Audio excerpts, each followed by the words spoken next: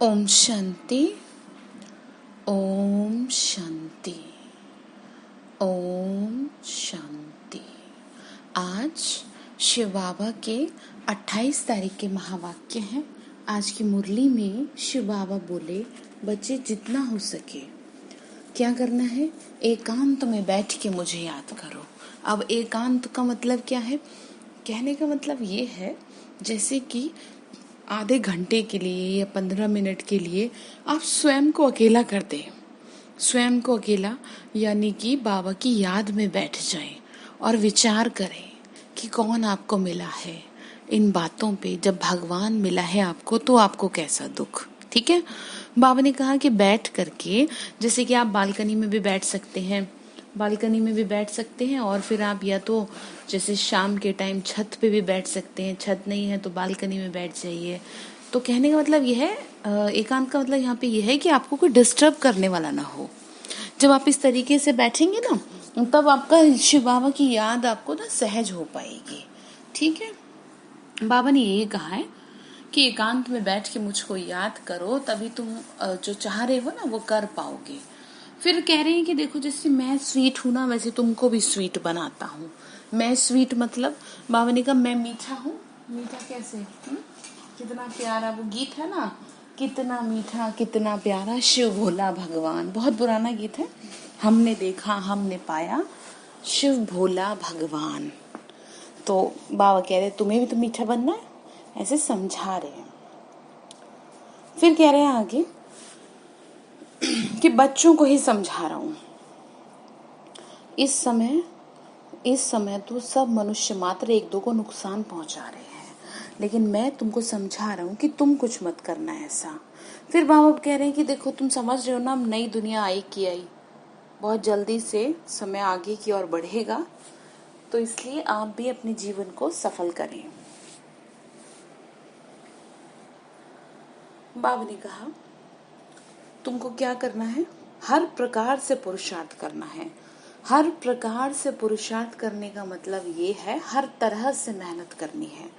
हर तरह से मतलब कि आपको, जैसे कि परिवार को चलाने के लिए आपकी कोशिश ये रहती है बच्चों को अच्छे से अच्छा भोजन दूं, है ना, घर में सारी जिम्मेदारियां अच्छे से निभाऊं। हर तरह से आप कोशिश ये रहती है आपकी कि भाई सब खुश रहें।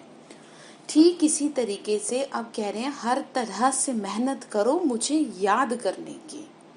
जब तुम हर तरह से, यानी कि भोजन के समय भी मुझे याद, घर से बाहर निकल रहे हो तो मुझे याद, भोजन बनाते हुए मुझे याद, कोई भी मौका ना छोड़ो, तभी तो तुम क्या है बन पाओगे ना देवता।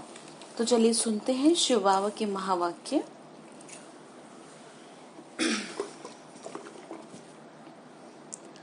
प्रातः मुरली ओम शांति बाप दादा मधुबन।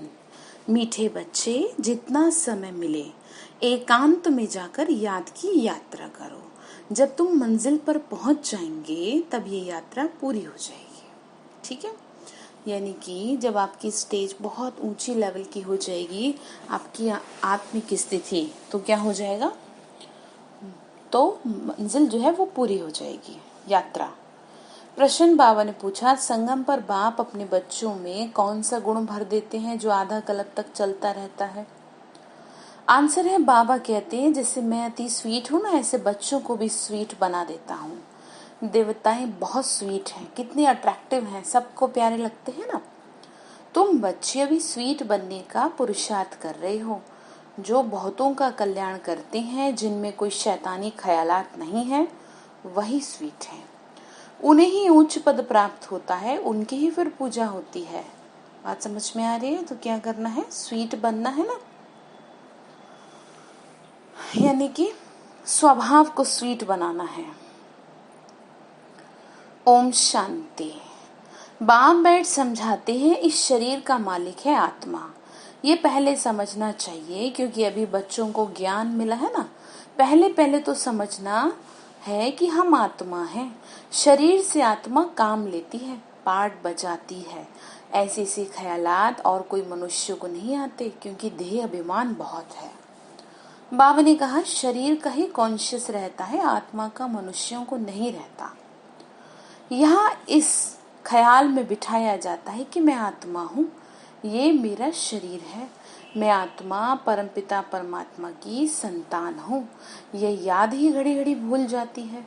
ये पहले पूरी याद करनी चाहिए। यात्रा पर जब जाते हैं ना तो कहते हैं चलते रहो।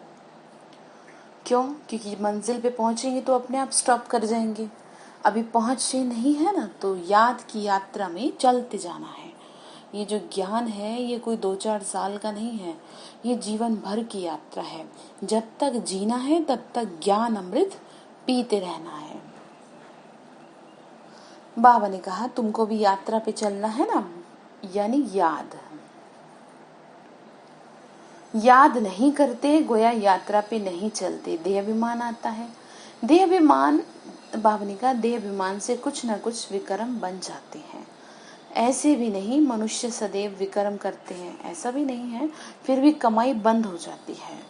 इसीलिए जितना हो सके याद की यात्रा में ढीला नहीं पड़ना चाहिए। एकांत में बैठ अपने साथ विचार सागर मंथन कर पॉइंट्स निकालनी होती हैं। कितना समय बाबा की याद में रहते हैं। मीठी चीज की याद पड़ती है ना। बात समझ में आ रही है? क्या कहा कि कितना समय याद में रहते हैं, ये देखना है। बच्चों को समझाया जाता है इस समय सभी मनुष्य मात्र क्या कर रहे हैं, एक दो को नुकसान पहुंचाते हैं। सिर्फ टीचर की महिमा बाबा करते हैं। उनमें कोई टीचर खराब होते हैं नहीं, तो टीचर माना टीच करने वाला, मैनर्स सिखलाने वाला। जो रिलीजियस माइंडेड अच्छे स्वभाव के होते हैं ना, उनकी चलन भी अच्छी होती है। बाप अगर शराब आदि पीते हैं तो बच्चों को भी संग लग जाता है। फिर कहते हैं बच्चे ऐसे कैसे हो गए। जैसे कि बच्चे आते हैं हमारे पास, बताते भी हैं कि भाई ऐसे ऐसे हमारे मन हो जाता है, तो उसके पीछे कारण कौन है? पेरेंट्स। क्योंकि घर में अगर आपका आपस में प्यार नहीं है, अगर आपका लड़ाई झगड़ा होता है और बच्चे देखते हैं, बच्चे बढ़ती उम्र के हैं ना, और अगर बच्चे देखते हैं उस चीज को, तो वैसे ही अपने आप बच्चों का जीवन भी डिस्टर्ब होता चला जाएगा। फिर वो अपनी मैरिड लाइफ को सक्सेस नहीं कर पाएंगे। समझ रहे हैं ना आप? तो इसीलिए जैसे कि बाप को देखते हैं ना, जैसे पूछते हैं भाई तुम कहाँ से सीखे गाली देना, तो बोला पापा से सीखे गाली देना। तो फिर पाप के भाग्य बन गए ना, तो कुछ ऐसा सिखा दो जो जीवन बदल जाए। अब ये मैटर नहीं करता कि बच्चे की उम्र क्या है, चाहे वो बच्चा यंग ही क्यों ना हो, लेकिन अगर घर में माँ बाप को देखता है तो वैसा ही वो करता चला जाएगा। तो आप सभी माता पिता को ये ध्यान रखना चाहिए कि अगर आपकी आपस में कोई मन मुटाव है तो एटलीस्ट बच्चों के सामने ना करें, अलग से एक तरफ कमरे में बैठ के बात कर लें। क्योंकि उनकी तो बढ़ती उम्र है ना, उनका जीवन खराब कर देंगे आप।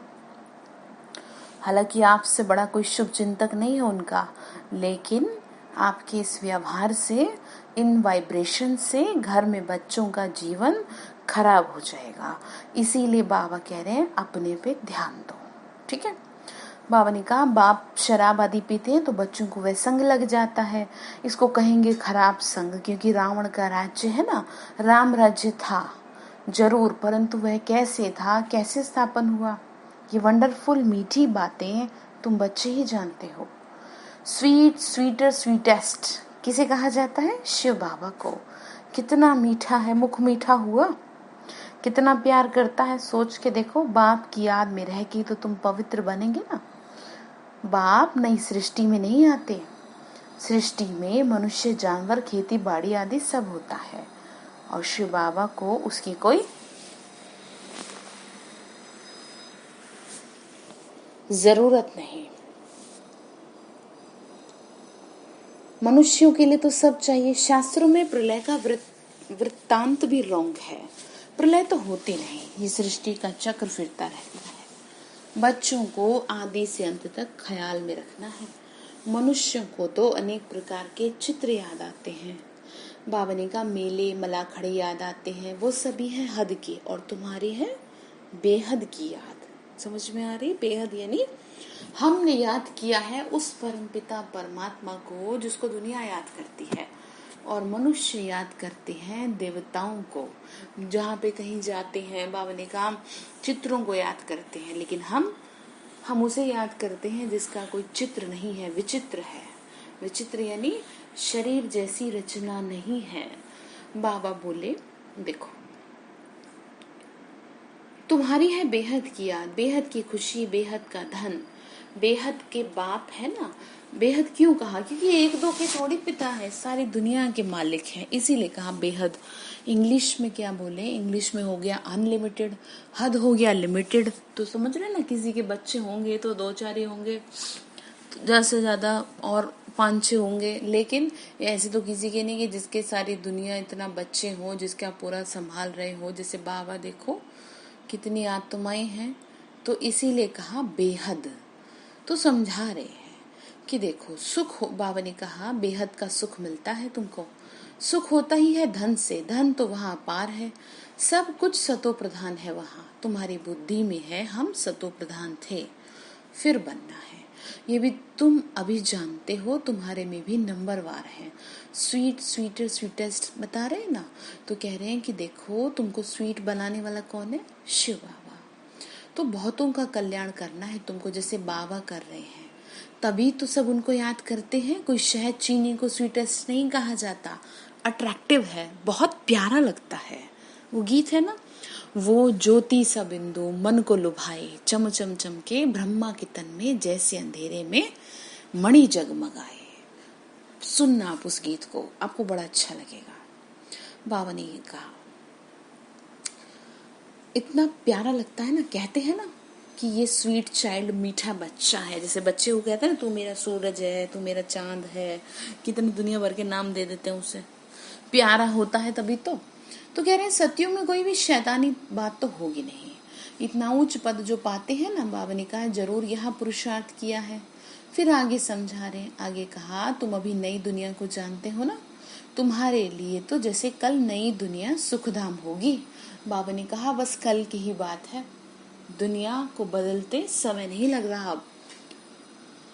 अब क्या होगा, तेजी से बदलाव देखने को मिलेंगे। बाबा ने कहा मनुष्य को पता ही नहीं है शांति कब थी। कहती है विश्व में शांति हो। तुम बच्चे जानते हो ना विश्व में शांति थी, जो अभी फिर से स्थापन कर रहे हैं। अब ये सभी को समझाई कैसे? ऐसी ऐसी पॉइंट्स निकालनी चाहिए जिसकी बहुत चाहना हो मनुष्य को। बाबा बोले ऐसी बात निकालो कि जो समझ में आए अच्छे से। विश्व में शांति हो, क्योंकि अशांति बहुत है। ये लक्ष्मी नारायण का चित्र सामने देना है। इनका जब राज्य था तो विश्व में शांति थी। जब लक्ष्मी नारायण का राज्य था तो विश्व में शांति थी। चित्र सामने देना है। देख रहे हैं ना, चित्र लगा हुआ है। बाबा ने कहा इनका जब राज्य था तो सुकून था। उनको ही हेवन डिटी वर्ल्ड कहते हैं। वहां विश्व में शांति थी। आज से 5000 वर्ष पहले की तो बात है, कोई जानता नहीं।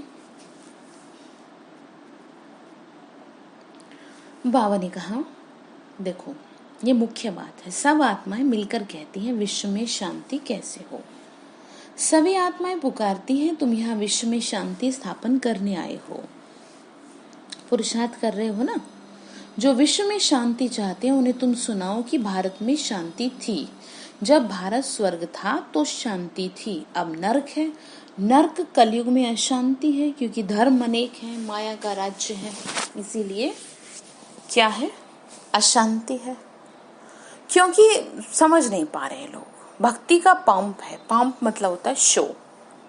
दिन प्रतिदिन वृद्धि होती जाती है। मनुष्य भी मेले मलाखड़े आदि पर जाते हैं, समझते हैं जरूर कुछ सच होगा। अभी तुम समझते हो ना, उनसे कोई पावन नहीं बन सकते। पावन बनने का रास्ता तो मनुष्य कैसे बताएं, वो तो बाबा ही बता रहे हैं कैसे पावन बनेंगे। ऐसे थोड़ी पाप करते जाओ और गंगा जी नहाते जाओ। ऐसे तो बस गंगा जी में बैठे रहे लोग, क्योंकि पापों की तो कोई कमी नहीं है। क्यों?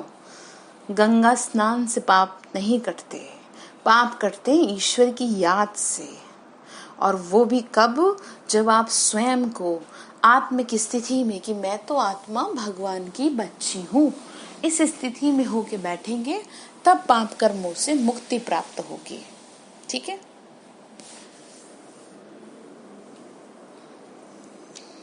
बाबा ने कहा उनको तो समझ नहीं आया, दुनिया में जिसको जैसे समझ में आया उसने वैसे कर दिया।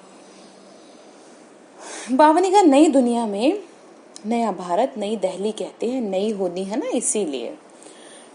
जमुना के कंठे भी श्री कृष्ण का जन्म दिखाया है, तो दिल्ली ही तो है, दिल्ली उसी को कहा है, जिसमें फिर नया राज्य होगा। यह पुरानी दुनिया में पुराना राज्य है। पुरानी और नई दुनिया किसको कहा जाता है ये तुम जानते हो। भक्ति का कितना बड़ा प्रस्ताव है। इसको कहा जाता है अज्ञान। ज्ञान सागर एक बाप है। बाप तुमको ऐसे नहीं कहते कि राम राम कहो व कुछ करो, नहीं, बच्चों को समझाया जाता है वर्ल्ड की हिस्ट्री ज्योग्राफी कैसे रिपीट होती है। बाबा ने कहा मैं तुमको समझा रहा हूँ कि हिस्ट्री ज्योग्राफी कैसे रिपीट होती है। समझ में आ रही बात?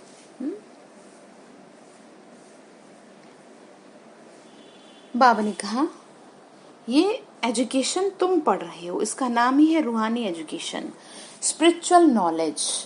बाबा ने कहा स्पिरिचुअल नॉलेज है ना ये, फिर कह रहे हैं आध्यात्मिक ज्ञान। इनका अर्थ भी कोई नहीं जानते। ज्ञान सागर तो एक बाप को ही कहा जाता है। बाप रूहों से बात करते हैं। भगवान किससे बात करता है?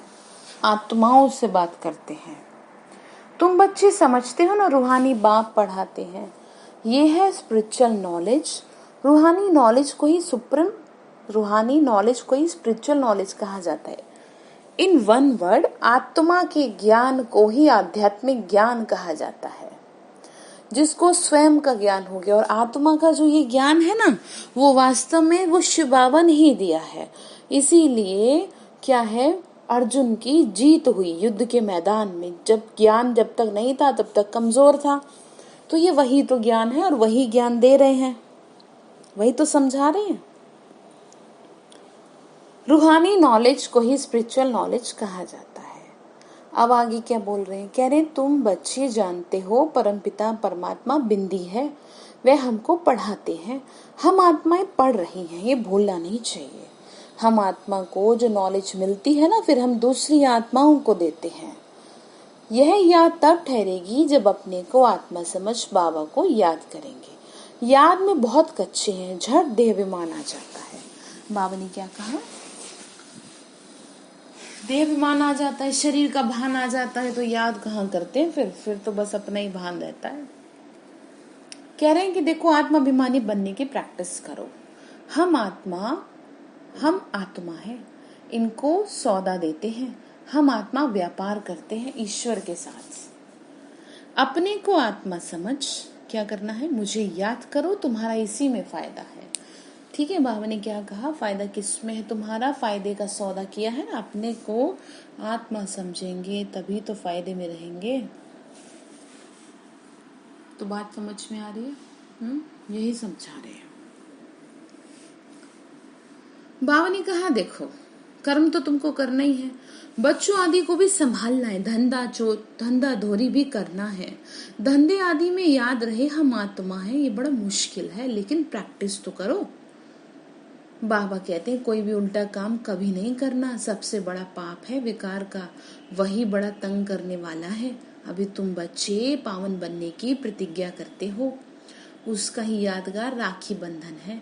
आगे तो पाई पैसे की राखी मिलती थी, ब्राह्मण लोग जाके राखी बांधते थे। आजकल तो राखी भी बड़ी फैशनेबल हो गई है। बाबा ने क्या कहा? राखी भी सच्चाई तो यही है, फैशन के लिए बांधते हैं। वास्तव में अभी की बात है ये। तुम बाप से प्रतिज्ञा करते हो कि हम कभी विकार में नहीं जाएंगे, आपसे विश्व के मालिक बनने का वर्षा लेंगे। तो बाबा कह रहे हैं कि 63 जन्म तो विषय वैतरणी नदी में तुमने गोते खाए, अब तुमको क्षीर सागर में ले चलते हैं। क्या कहा? ये कह रहे हैं देखो कि अभी तक तो तुमने पाप किए, बहुत कुछ किया जिसका शायद किसी को भी नहीं पता। तो कह रहे हैं कि अब जो ये थोड़ी बहुत बची कुची जिंदगी है तुम्हारी, सभी की आधी उम्र निकल चुकी है, अब जो थोड़ी सी बच रही है इसे तो सफल कर लो, ये समझा रहे हैं। समझ रहे हैं? तो समझना है ध्यान से। बाबा ने कहा कि बच्चे देखो, अब तो संभल जाओ, अब तुमको क्षीर सागर में ले चलते हैं। सागर कोई है नहीं, भेंट में कहा जाता है, तुमको शिवालय में ले जाते हैं। वहाँ अथाह सुख है। अभी ये अंतिम जन्म है। हे आत्माएं पवित्र बनो, भगवान कह रहा है अपने जीवन को साफ सुथरा कर लो, मुझे सहयोग मिलेगा इस बात का। शिव बाबा ने क्या कहा, अगर तुम्हारा जीवन साफ सुथरा रहेगा तो तुम प्रकृति को मदद कर रहे हो और मुझे भी मदद मिलेगी फिर कि मैं जल्दी जल्दी सफाई करके काम खत्म करूं। कौन सी सफाई? सृष्टि की सफाई। क्योंकि पाप बहुत बढ़ गया ना। फिर कह रहे हैं कि देखो मान जाओ जो समझा रहा हूं, पवित्र। क्या बाप का कहना नहीं मानेंगे? बताओ अब। ईश्वर तुम्हारा बाप है, तुमको कह रहे हैं मेरे मीठे बच्चे विकार में न जाओ। जन्म जन्मांतर के पाप ऑलरेडी सिर पे बहुत है। बाबा कह रहे हैं सिर पे बहुत है, वह मुझे याद करने से ही कटेंगे। कल पहले भी मैंने तुमको शिक्षा दी थी, मैं गारंटी करता हूँ कि तुम जब मुझे याद करेंगे ना तो तुम पावन बन जाएंगे। बस तुम ध्यान रखो, इतना याद करते रहो जो शरीर का भान ना रहे। सन्यासियों में भी कोई कोई बहुत तीखे, बहुत पक्के ब्रह्म ज्ञानी होते हैं, वह भी ऐसे बैठे बैठे शरीर छोड़ देते हैं। यहाँ तुमको तो बाबा समझाते हैं पावन बन के जाना। क्या कह रहे हैं बाबा ने कहा, यहाँ तो मैं तुमको बता रहा हूँ तुमको पावन बन के जाना है। वो तो अपनी मत पे चलते हैं, ऐसे नहीं वो शरीर छोड़कर कोई मुक्ति जीवन मुक्ति में चले जाते हैं, नहीं। आते फिर भी यहाँ ही हैं, परंतु उनके फॉलोअर्स समझते हैं कि वो निर्वाण गया। बाबा समझाते हैं एक भी वापस नहीं जा सकता, कायदा ही नहीं है। झाड़ वृद्धि को जरूर पाना है। बाबा ने कहा झाड़, ये सृष्टि रूपी जो झाड़ है ना, कल्प वृक्ष, ये जरूर वृद्धि को पाता है।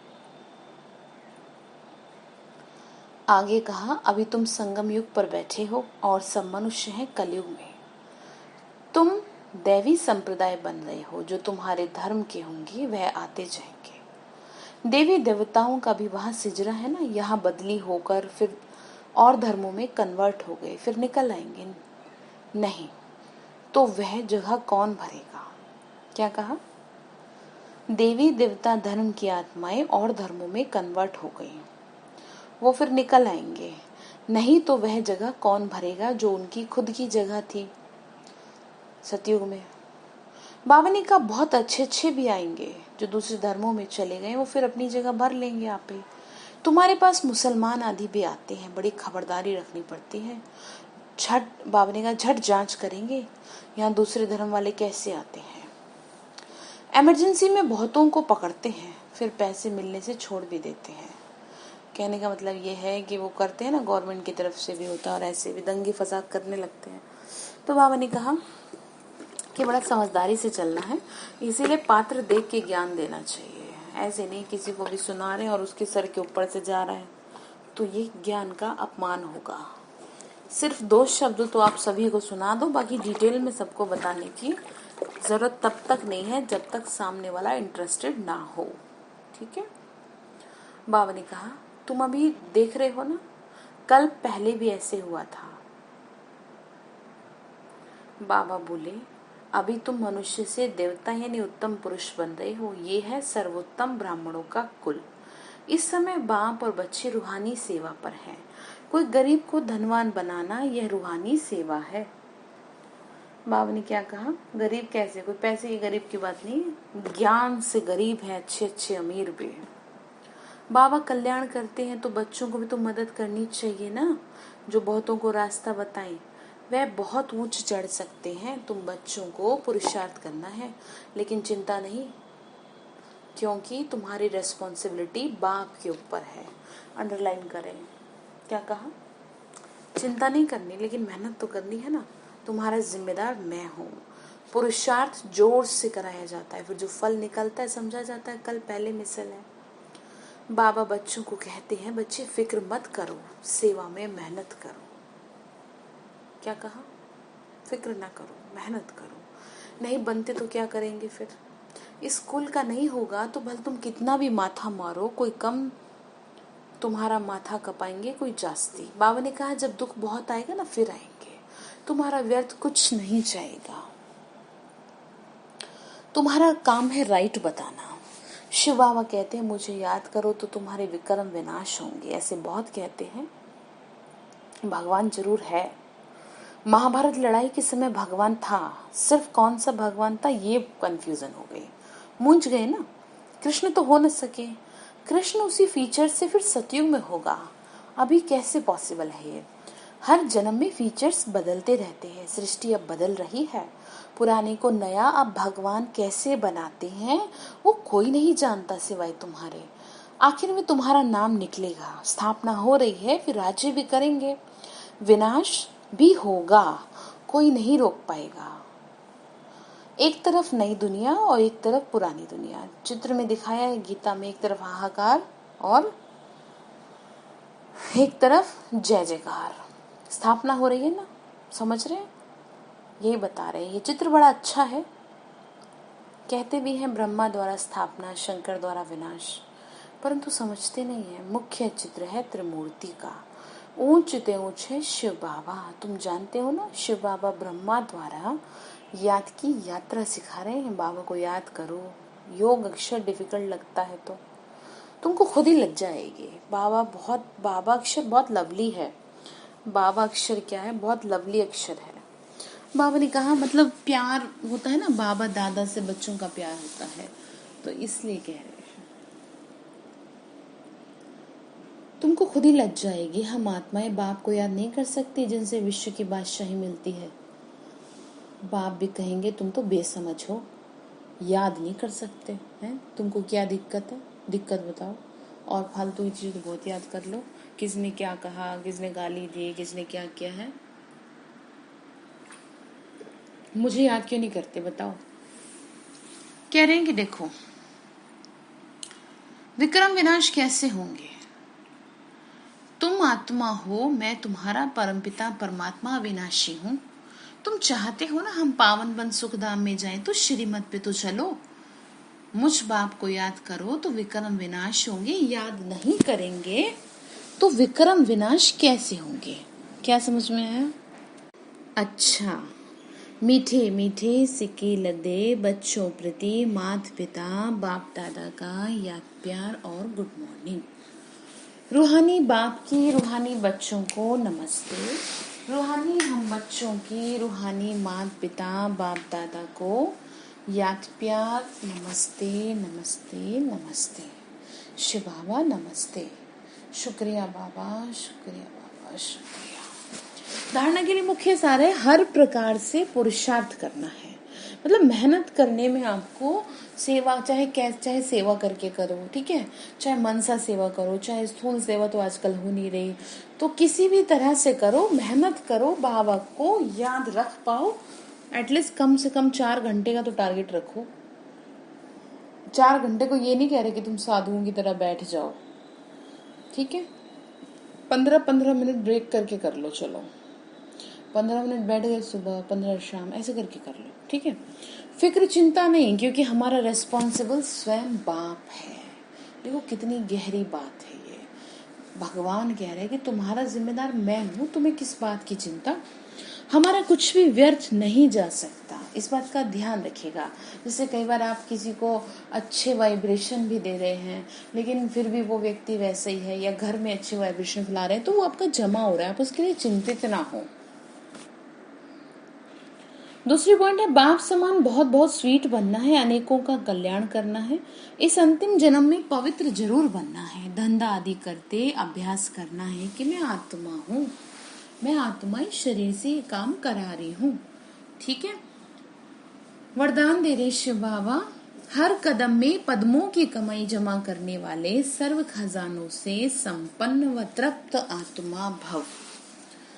हर कदम में पद्मों की कमाई जमा करने वाले सर्व खजानों से संपन्न व तृप्त आत्मा भव। बाबा ने कहा जो बच्चे बाप की याद में रह के हर कदम उठाते हैं, वह कदम कदम में पद्मों की कमाई जमा करते हैं। इस संगम पर ही पद्मों की कमाई की खान मिली है। संगम युग है जमा करने का युग। इस समय आप सब तरह से जमा कर सकते हैं, कैसे भी करके। अभी जितना जमा करना चाहो उतना कर सकते हो। एक कदम अर्थात 1 सेकंड भी बिना जमा के ना जाए, अर्थात व्यर्थ ना जाए। सदा भंडारा भरपूर हो, अप्राप्त नहीं कोई वस्तु। समझ रहे? तो ध्यान रखना है, ऐसे संस्कार हो। जब अभी ऐसी तृप्त व संपन्न आत्मा बनेंगे तब भविष्य में अकुट खजाने के मालिक बनेंगे। बाबा ने आपको क्या नहीं दिया, कितनी शक्तियां आपको दी हैं, वो तो आपने सुला रखा है शक्तियों को। जगाओ खुद को, बहुत शक्ति है आप में। आप औरों की तरह नहीं हो कि जरा सी बात में आपके हाथ पैर फूल जाएं, घबरा जाओ, ऐसे नहीं कर सकते आप। आपको भगवान ने ताकत दी है, आप उसके बच्चे हो, उसका अपमान न करो। वो आपको बहुत शक्ति दिए हुए है, स्वयं को जरा हिम्मत करके चलो, ठीक है। स्लोगन है, कोई भी बात में अपसेट होने के बजाय नॉलेजफुल की सीट पर सेट रहो। कोई भी बात में अपसेट होने के बजाय नॉलेजफुल की सीट पे सेट रहो, ठीक है। तो आज के लिए होमवर्क क्या है? आज के लिए होमवर्क ये है कि आपको क्या करना है, ये ध्यान रखना है कि बस आप बाबा की श्रीमत पे चलते रहो। आपका रेस्पॉन्सिबल बाबा है, किसी बात की फिक्र करने की कोई बात ही नहीं है। बस अपने कर्मों पे, सेवा पे ध्यान दो बस। अच्छा, ओम शांति।